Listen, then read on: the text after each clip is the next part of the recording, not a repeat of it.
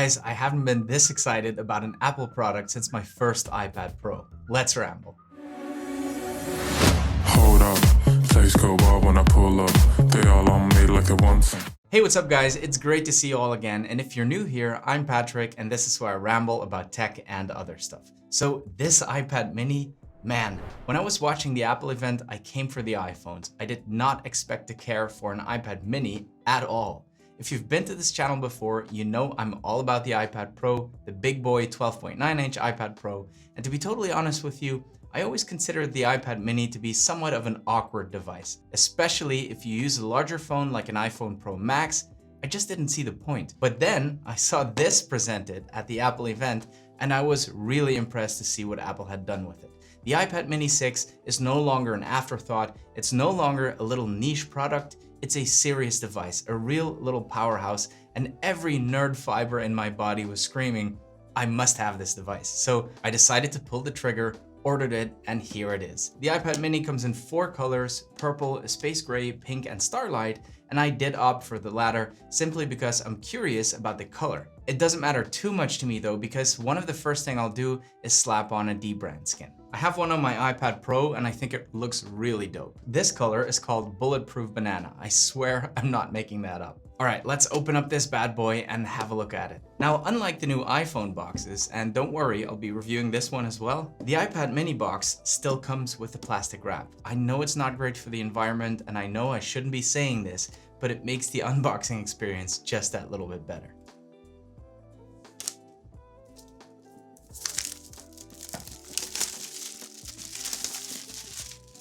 I mean, come on, that's a nerdgasm right there. This is probably biodegradable, right? Not actually sure about that, but this is what I choose to believe.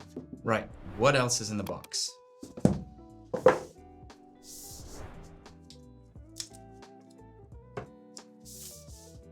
Got your documentation, stickers, of course. I know a lot of you guys care a lot about these stickers. Personally, I don't really know what all the fuss is about, but there's 2 stickers in there, so good news for some of you.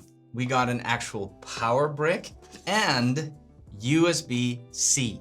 Thank God. And now for the actual star of the show.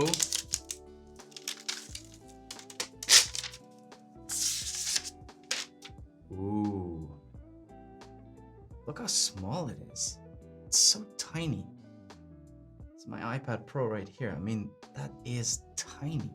And I'm actually digging the color. It's kind of a mix of gold and silver. I like it. So it's got no headphone jack. It has volume rockers. It has Touch ID in the power button, which I think is great. In this time of wearing masks, it's a must. I know Apple is working on improved Face ID that can unlock your devices with a mask on, but I don't see that yet, and I'm so very happy about this Touch ID. So wait, the iPad mini now has Touch ID and USB-C? This is exactly what the iPhone should have had. Touch ID and USB-C. I know what you're thinking, Patrick, when are you gonna quit whining about your damn lightning port? I'll tell you when, never. That's when. Not until Apple finally caves and stops forcing this ridiculous, redundant, shitty lightning port on us. Okay, end of rant. So what's cool about these volume rockers, by the way, is that they adapt to the position of the iPad. So whether you have it in portrait mode or in landscape mode, the volume up button will always be the top one. That's pretty cool. What it doesn't have is smart connectors. If you don't know, these are the little dots on the back of the iPad Pro, and it's how the iPad connects to the Magic Keyboard. So in other words, Apple could not make a Magic Keyboard for this thing, even if they wanted to. But then again, the question is, would you want to? I don't like typing on a less than full-sized keyboard. It feels way too cramped. And if I wanted to use a keyboard with this, I would probably go for a full-sized Bluetooth keyboard. But honestly, I don't think that's what I'll be using this little guy for, but I will get back to that later. What it does have is a magnetic backside, which makes it possible to use a smart folio case, and those are really cool. I ordered the electric orange one, but that one isn't available yet, at least not in my region, so I picked up this white one for now, so let's stick it on there and see what it looks like. Now these boxes have neither plastic nor pull tabs, you just give it some elbow grease and pull it right out. Alex Gear and Tech, if you're watching, this is where you insert your "that's what she said" joke. Smooth lining, that's always good. Sticks right on there. Feels very secure. Bam. I actually like this white color. All right, so let me just set this up really quick and come back to you guys. And while I do that, this dude, who kind of looks like me, will very briefly talk to you about today's sponsor, iMobi. Dude, I don't look like you. You look like me. Anyway, a big thank you to iMobi for sponsoring today's video by showcasing their awesome new product, AnyTrans. The iPad mini obviously isn't the only thing Apple just released. There are 4 crispy new iPhone 13s, and 2 of these have finally got 120Hz display. What does that have to do with AnyTrans? Well, I think that this year it's not just going to be iPhone users upgrading to a newer model. I think that we might see Android users jump ship for the first time now that the iPhones have this killer display. AnyTrans, as the name suggests, will help you transfer all of your stuff from your Android device to your iPhone in just a few clicks. There are, of course, other apps that do this, but none of them transfer as much as AnyTrans. AnyTrans literally transfers anything. You don't have to abandon your messages. You can transfer them with attachments. You can migrate all of your stuff from WhatsApp without deleting your messages from the old device. Call logs, contacts, music. It will even transfer your videos and convert them to an iOS format automatically.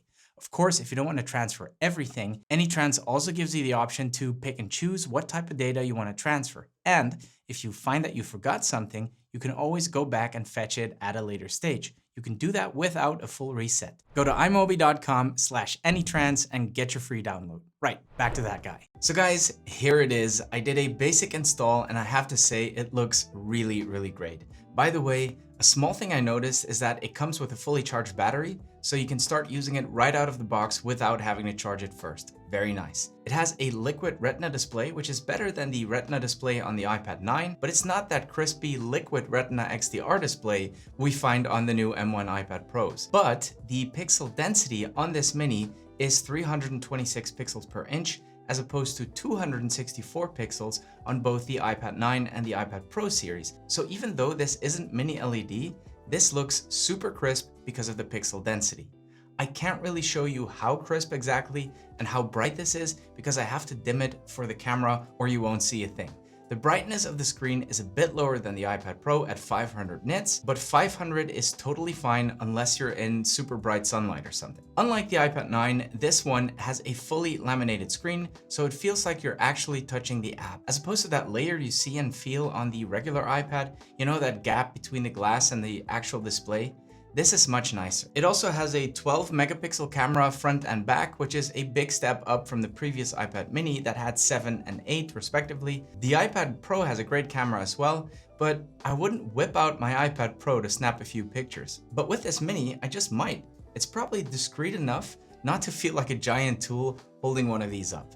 And of course, the better front-facing camera means better video calls, especially combined with Center Stage, which Apple has now included in this iPad mini as well. Oh, and of course, it takes the 2nd gen Apple Pencil. And that to me makes this tablet so much more interesting.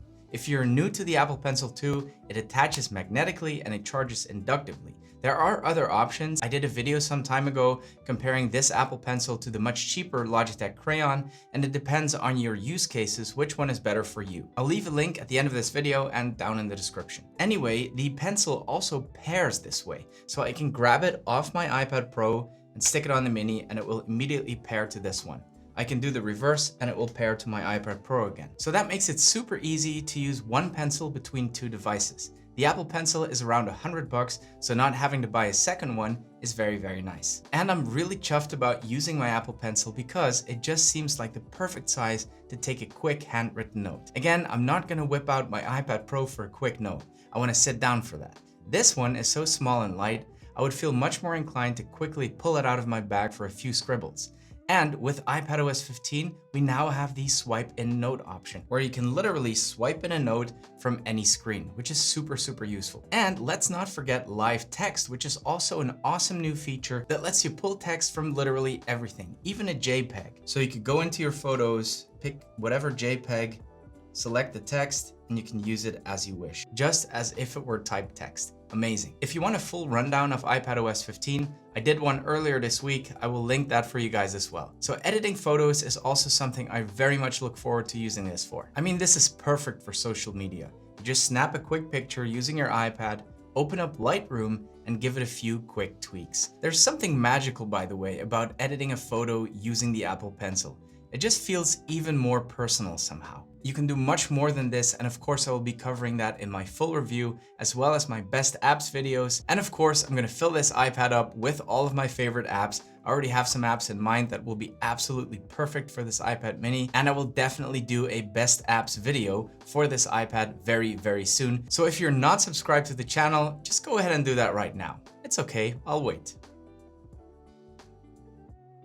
Thank you all. Guys, I hope you enjoyed nerding out with me about this new iPad. I think it's such a fun little device, and I can't wait to explore it further and show you all of its features and the way I will be using it in my daily life in my full review. If you've enjoyed this video, please give it one of these. It really does help the channel. Thank you so much for watching, and see you in the next one.